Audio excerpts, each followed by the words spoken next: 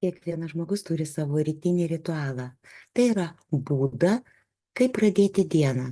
Ir net jei sąmoningai apie tai negalvojate, vis tiek jį turite.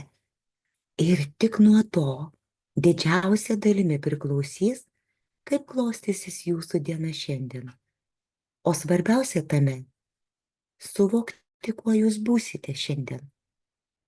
Permainos gyvenime vyksta tik tada, kai jūs jau būnate pasiruošę pamatyti save tokį, kokiu norite būti savo gyvenime.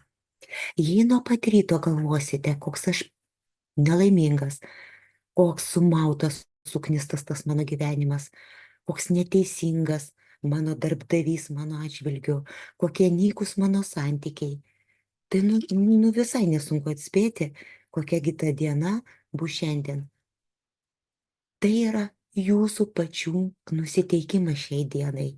Tos mintis yra jūsų ritualas šios dienos rytui.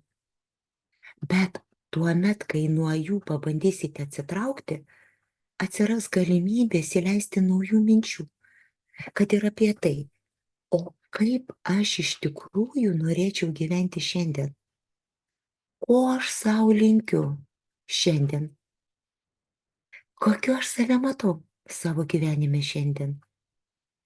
Ir tik tada, kai aš tai žinosiu, aš būsiu pasiruošęs permainoms savo gyvenime. Ir svarbiausia, ne pasaulį pamatyti kažkokį kitokį, nepasikeitusias aplinkybės, ne kolegas, o